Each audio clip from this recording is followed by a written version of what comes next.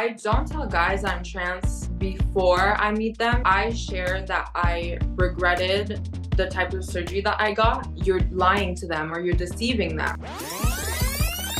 My name is Adea. I am 22 years old and I lost 50,000 followers on social media when I came out as trans.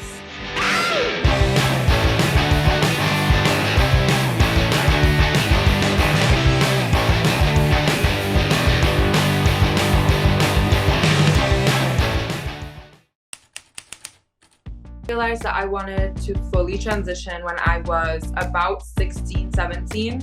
I had seen this video of this girl on YouTube and she was talking about transgender something. And I was like, what the hell? So I kept looking at it because it fascinated me. And then she was talking about hormone surgery and how she's in the wrong body and that she did all this to match her insides. And then everything clicked in my head and I was like, oh my God, I am transgender. So I went to see my mom. I told her, Mom, like, I need to get on the hormones. I need to get the surgery. And she was like, what the fuck are you talking about? And then she took me to the hospital. I got on the waiting list for the hormones. The waiting list was a year and I could feel my voice starting to change. Like I could feel the puberty. It was such a horrid feeling. And I had so much anxiety and I had like anxiety attacks. So they pushed me in front of the line. So I got my hormones earlier. Like a couple years later, I got the surgery, which is 2 years ago today. And then it didn't go well. So I had to go get it again last year.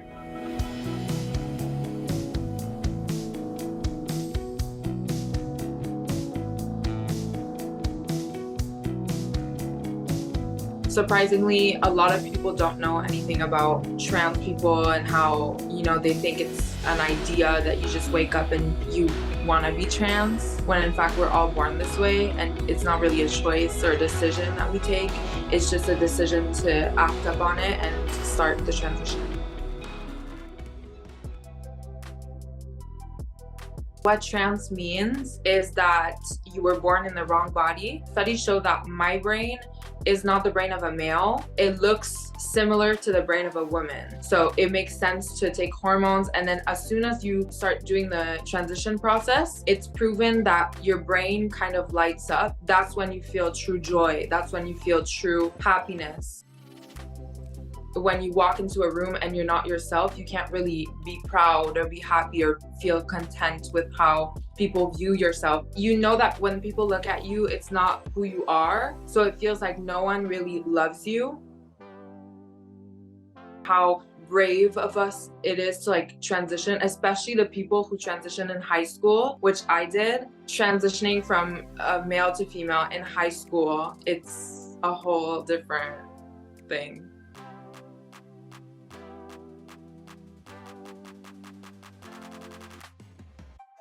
I wasn't educated in the fact that some trans women are okay with not getting the surgery and it doesn't make them any less trans. And back then my dysphoria for me was so strong that I couldn't imagine a trans girl not getting the surgery. So to me, they weren't trans. But then I got educated and I have friends that will never get the surgery, but they're not any less trans than I am.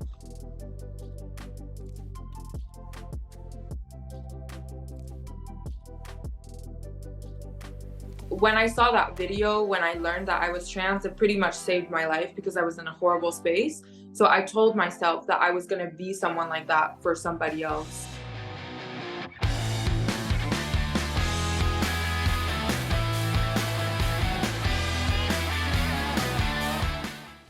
With my surgery, I don't know what happened, but I bled out. So the first night they had to put gauzes in between my stitches. It was so intense. They injected me with morphine. I was screaming, I fainted, then I woke up, and then the next day they had to take it out and like, I don't know if they re-sewed it. After that, I had a UTI and I still had my catheter in and they couldn't take it out because the first night I had bled out. So there was blood clots. And if they took it out, the blood clots would clog my pee hole and I couldn't pee anymore. So they had to leave it in. So I had my catheter for 2 weeks It was horrible. And after that, you need to dilate. Mine are 10 inches long. Everyone has a different depth. So you put them in every day for 4 times a day. And you know, I had a blood tube, I had a pee tube, and I had to do that 4 times a day for the first month. And then after, it goes down 3 times a day, and then it slowly goes down to once a day. And then you're supposed to fall down to once a week for the rest of your life. For some reason, I still have to do it every day, and it's been 2 years.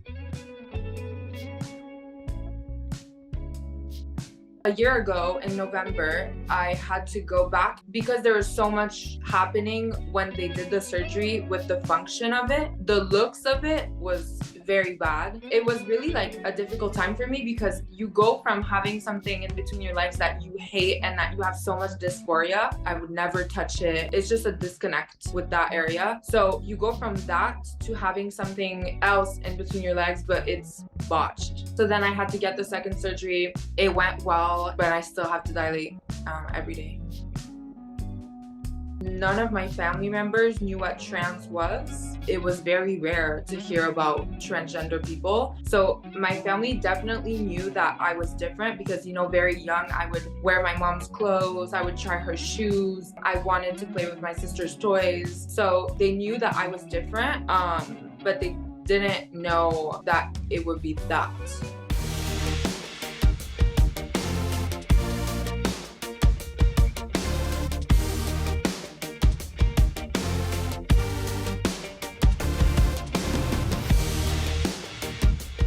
My mom was very accepting. The night I told her we planned to go to the hospital to get my hormones. And my dad, he was in denial because for a parent to hear that their kid is gonna transition and go through surgery, go through medication to change, you know, it's a lot. Even if they're accepting, it's a lot. So I feel like my dad was hoping it was a phase. Now, years later, he's my biggest supporter. Guys would comment like, oh, you're lying to them or you're deceiving them. But then they say they're not transphobic. But how are you saying that I'm lying if I present myself as a woman and then you're saying that I'm lying? So you're basically saying that you think I'm a man. So that is transphobic.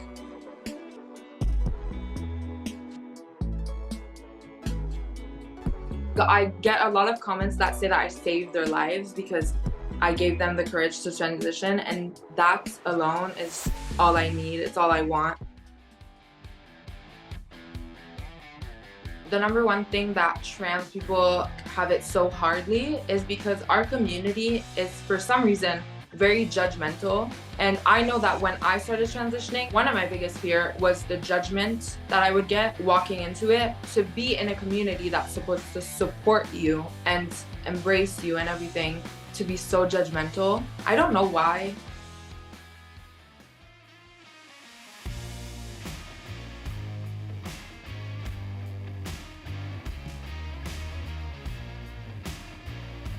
There's such a big stigma that when you transition, you have to get this, you have to get that so fast because you won't look pretty, you won't look passing.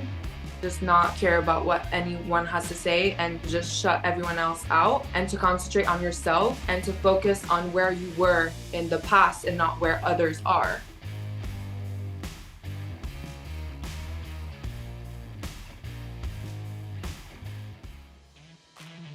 I shared that I regretted the type of surgery that I got. People don't realize how many girls are out there that got the surgery that feel the same way that I do.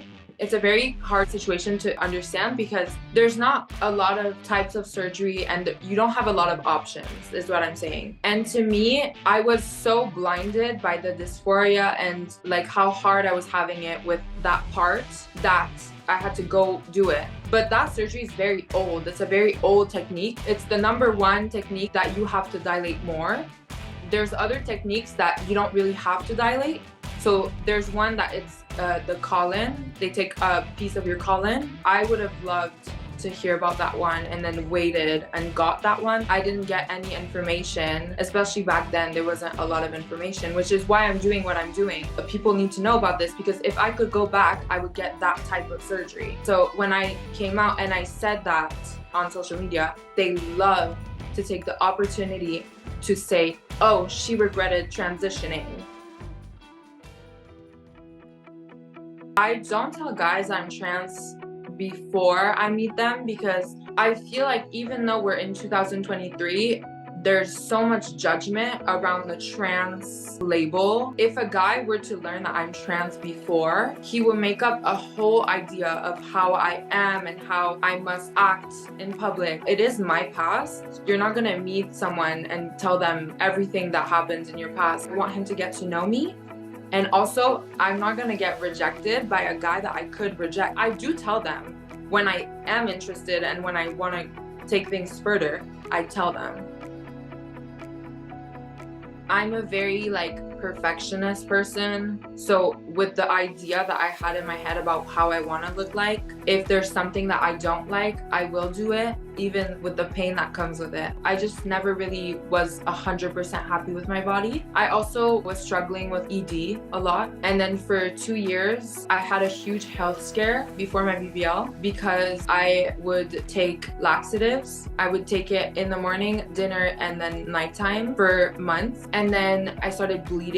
And then I was always at the hospital for 2 weeks. I had to go through therapy, and then a couple months after that I was fine, and then that's when I decided to get a BBL because it was like a reward.